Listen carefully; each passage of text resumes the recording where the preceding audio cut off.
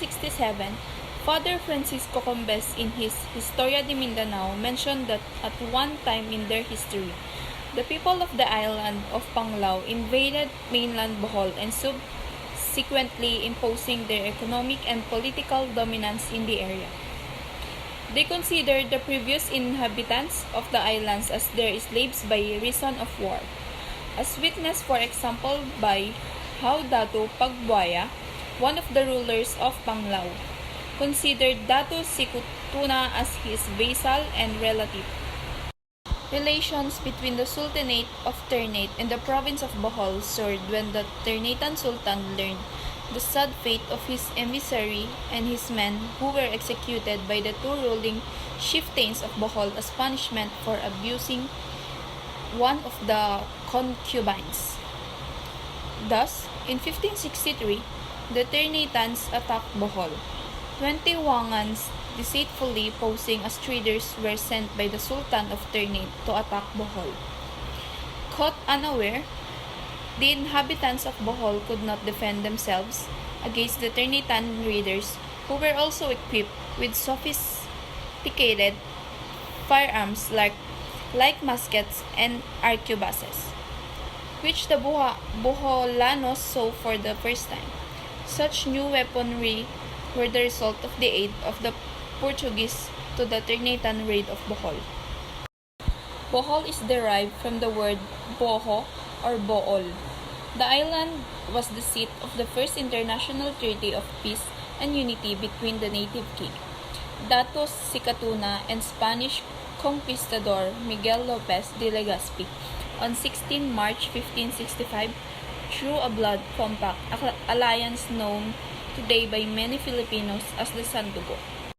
Spanish colonial period. The earliest significant contact of the island with Spain occurred in 1565. On 25 March in the Julian calendar, a Spanish explorer named Miguel Lopez de Legazpi arrived in Bohol seeking spices and gold. After convincing the native chieftains that they were not Portuguese, who raided the islands of Mactan in 1521, Legazpi made a peace pact with Dato Sikatuna. This pact was signified with a blood compact between the two men. This event, called the Sandugo, which means one blood, is celebrated in Bohol every year during the Sandugo festival. The Sandugo or blood compact is also depicted on Bohol's provincial flag and the Bohol provincial seal. Two significant revolts occurred in Bohol during the Spanish era. One was the Tamblot Uprising in 1621 led by Tamblot, a Babaylan or native priest. The other was the famous Dagohoy Rebellion, considered the longest in Philippine history. This rebellion was led by Francisco Dagohoy, also known as Francisco Sendrijas, from 1744 to 1829. U.S. intervention and occupation. After the United States defeated Spain in the Spanish-American War, the U.S. bought the entire Philippine Islands. However, under the newly proclaimed independent government established by General Emilio Aguinaldo, which was not recognized by the U.S., Bohol was governed as a gobierno de canton. During the resulting Philippine-American War, American troops peacefully took over the island in March 1899. However, in January 1901, Pedro Sanson led 2,000 in rebellion due to the harsh treatment imparted by these troops and the destruction they caused. Japanese occupation and liberation. Japanese troops landed in Tagbilaran on 17 May 1942. Boholanos struggled in the guerrilla resistance against the Japanese forces. Bohol was later liberated by the local guerrillas and the Filipino and American troops, who landed on 11 April 1945. 2017 terrorist attacks. On 12 April 2017, 11 Abu Sayyaf Group or ASG terrorists staged an attack of Bohol. 3 soldiers, a police officer, and at least 4 of the armed men, including their leader Abu Rami, were killed in the clashes that started at 5 a.m. Also killed were 2 Inabanga villagers, though it was not clear whether they were killed in the crossfire or executed by the cornered militants. Security officials relentlessly hunted down the remainder of the ASG who landed in Bohol from the hinterlands of the neighboring island in the province, which ultimately led to the neutralization of Abu Aziz, the last of remaining bandits in May. To the west of Bohol is Cebu, to the northeast is the island of Leyte, and the south across the Bohol Sea is Mindanao. The Cebu Strait separates Bohol from Cebu, and both island provinces share a common language. But Boholano retains a conscious distinction from Cebuano. Bohol's climate is generally dry, with maximum rainfall between the months of June and October. The interior is cooler than the coast. Sikan, with a land area of 4,821 kilometers or 1,861 square meters and a coastline 261 kilometers or 162 millimeters long, Bohol is the largest island of the Philippines. The main island is surrounded by about 70 smaller islands, the largest of which are Panglao Island, facing Tagbilaran, in the southwest, and Lapinig Island in the northeast. Tertiary. In 1996, the Philippine Tertiary Foundation was established in Corella, Bohol, in efforts to help conserve and protect tertiaries in their habitat.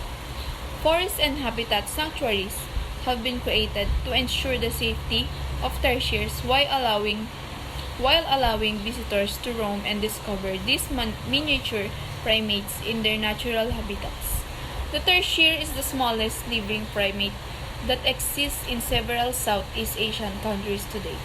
The Philippine tertiary, locally known as mamag in Boholano, is near to treated according to the IUCN Red List of Endangered Species. Climate. From November to April, the northeast monsoon or amihan prevails. Except for a rare shower, this is the mildest time of the year. Daytime temperatures average 28 degrees Celsius or 82 degrees Fahrenheit, cooling at night to around 25 degrees Celsius or 74 degrees Fahrenheit. The summer season from May to July brings the higher temperatures and very humid days. From August to October is the southwest monsoon or habagat.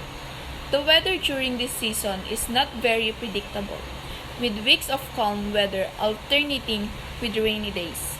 It can rain any day of the year, but a higher chance of heavy showers occurs from November to January.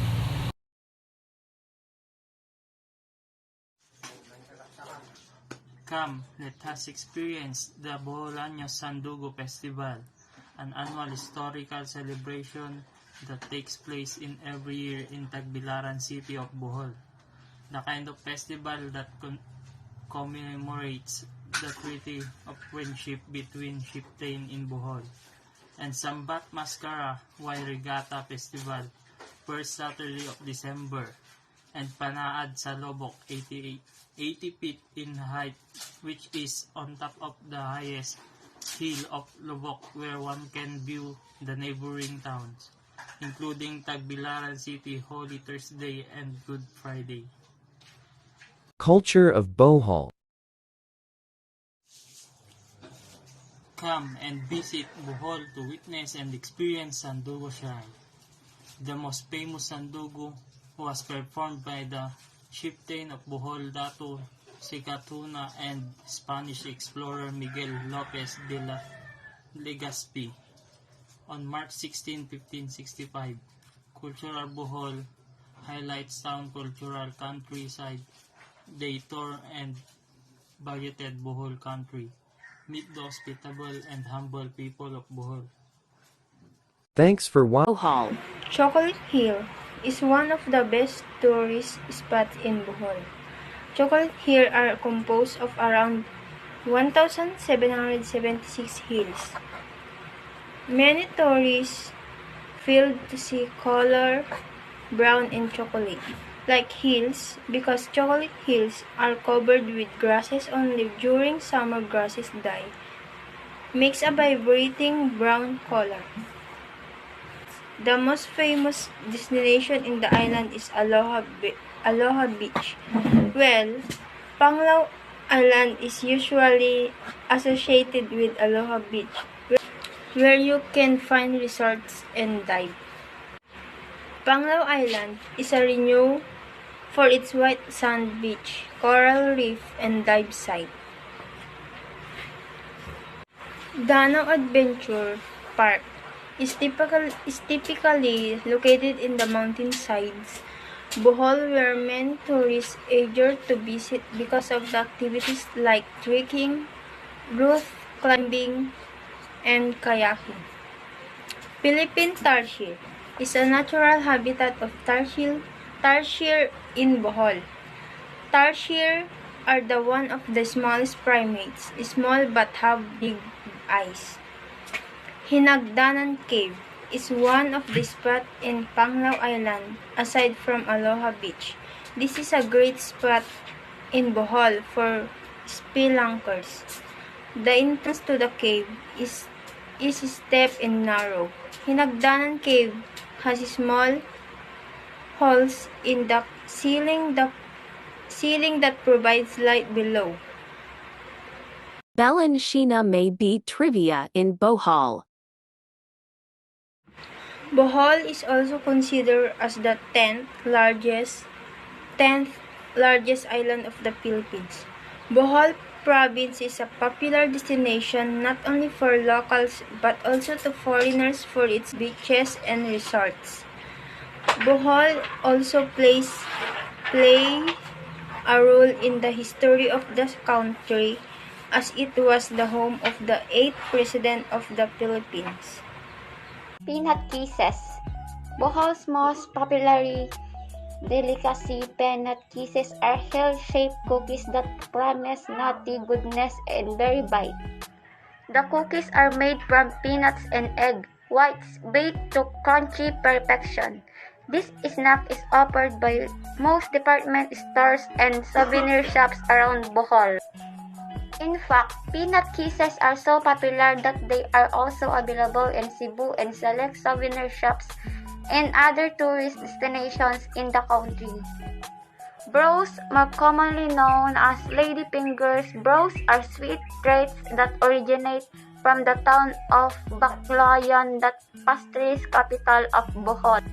This baked snack uses all natural ingredients such as flour, eggs, and sugar, and is free from trans fat and other preservatives. What makes Bohol's ladyfingers so popular is its melt in your mouth goodness. It is prepared with a hot cup of coffee or cocoa. Bros are also ideal for making various refrigerator cakes. Calamay. This sweet snack is another must-try Boholano delicacy. One of the most popular Bohol pasalubongs, calamay is made from glutinous rice, brown sugar, and coconut milk. There is also another variation of calamay which has peanuts. These snacks are usually stored in coconut shells, served with bread buns, but some are also sold in plastic containers. Calamay can be eaten on its own, as a toppings for kakanin snacks or a sweet spread for bread and pastries. Ubi kinampay polvoron. Polvoron is a popular crumbly shortbread cookie that is normally made with milk and crushed nuts. Ubi kinampay polvoron takes it up a notch by incorporating this delicious purple yam to add both sweetness and flavor. Tablea. Tablea are dishes shaped out of pure roasted ground cocoa beans. What makes Bohol's tablea so special is that they're much sweeter compared to other variations from other places in Philippines that are more bitter. This is why many people stock up on Bohol's tablea when they visit the island. Tablilla can be used in making a creamy cup of cocoa by simply dissolving the tablets in hot water. It is also used in making one of the Filipinos' favorite snacks, champurrado or chocolate rice. Behold Bohol, an island paradise, refreshing, gentle, rich, magical. Bohol is in the heart of the Philippines, accessible to Manila and to major destinations. 9 seaport facilities also link the province to other Visayan islands, Luzon and Mindanao, the 10th largest island in the Philippines. It boasts of beautiful coastlines and 7 major river basins. Bohol, the Philippines' prime tourist destination, offers many delightful reasons for you to be captivated again and again, enticing you to stay. Be part of this thriving sector that opens up opportunities in the hospitality industry, health and wellness, integrated tourism development, and destination attractions that engage with communities. Partner with us as we position Bohol as a major Asian destination. With the upcoming Bohol International Airport in 2018, 1.5 million visitors will flock to Bohol for leisure or business, or just indulge in luxury and cozy get-togethers. On the other part of the island will be a cruise ship port facility that will make Bohol a major international cruise destination. Bohol's rich resources have made it among the top producers of black tiger prawns in the country, reaching across the discriminating global markets in Asia and Europe. Its agricultural production is linked to the national domestic demands. Sufficiency and security in food products are areas that will unlock Bohol's sustainable food sources. Invest in integrated areas for processing and storage and in farming technologies that increase productivity. Bohol is in the loop of the country's fiber optic highway. With connectivity and redundancy, these are priming Bohol's attractiveness as a location for business, including the ICT and the business process outsourcing sector. Private sector investments in power generation will ensure reliability and resiliency of the island's power supply, such as power facilities utilizing renewable energy sources. Inter-island transmission lines to Cebu will ensure redundancy and present attractive opportunities for island-based power investment projects. Like power, water supply will be ensured through investments in bulk water supply and sanitation projects. Investment projects in identified cluster areas for bulk water supply will tap extensive surface water resources with integrated wastewater disposal systems.